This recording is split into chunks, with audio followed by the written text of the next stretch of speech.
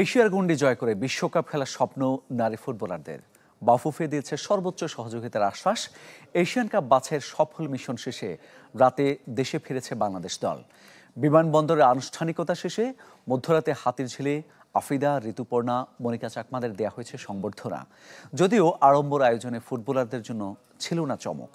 আর্থিক পুরস্কার ঘোষণা ছাড়াই শেষ হয় অনুষ্ঠান। ঘুমন্ত শহর, তারপরও নগরীর এক কোণে আলো ঝলমলে।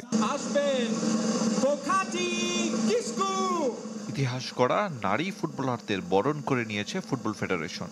ওরা এশিয়ান কাপ বাছাইয়ের গ্রুপ চ্যাম্পিয়ন।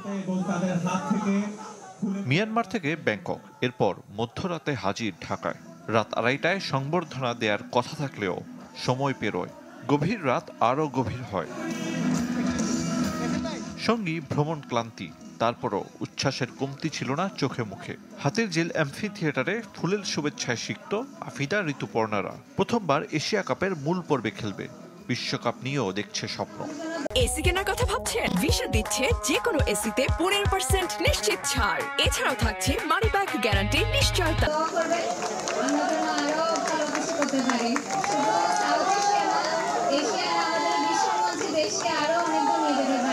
আমরা আপনাদেরকে নিরাশ করব না। আমরা শুধু এশিয়া না, আমরা বিশ্ব মঞ্চে বাংলাদেশকে নিয়ে যেতে চাই। র্যাঙ্কিংয়ে 73 ধাপ এগিয়ে থাকা মিয়ানমারের বিপক্ষে অবিস্মরণীয় জয়। আগে পরে বাহরাইন ও তুর্কমেনিস্তানকে গুড়িয়ে দিয়েছে নারী দল।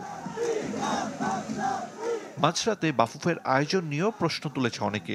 তবে দু ফুটবলারের ভুটান যাত্রার কথা বিবেচনা করে নিয়েছে তড়িঘড়ি সিদ্ধান্ত। স্বাভাবিকভাবে সমর্থক উপস্থিতি হয়নি প্রত্যাশা অনুযায়ী, তবে বিজয়ীদের নেই কোনো অভিযোগ। ফুটবলার কোচ সবার কণ্ঠে সুদিনের গল্প। সবশেষ 9 থেকে 12 সপ্তাহ আমাদের অনেক কঠোর পরিশ্রমের মধ্য দিয়ে যেতে হয়েছে। মেয়েদের ছাড়া আজ আমরা এখানে থাকতে পারতাম না। ওরা যা করেছে সেজন্য তাদের ধন্যবাদ। বাফুফের সভাপতি থেকে সংস্কৃতি উপদেষ্টা, সাবেক অধিনায়ক আমিনুল ইসলামও ফুটবলারদের প্রশংসায় পঞ্চমুখ, যদিও আর্থিক পুরস্কারের ঘোষণা আসেনি।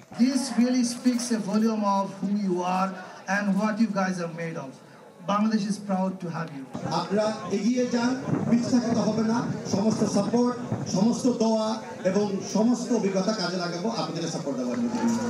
আগামী বছর অস্ট্রেলিয়ায় এশিয়া কাপ খেলবে নারী ফুটবল দল। স্বপ্ন পূরণে সেরা প্রস্তুতির প্রতিশ্রুতি।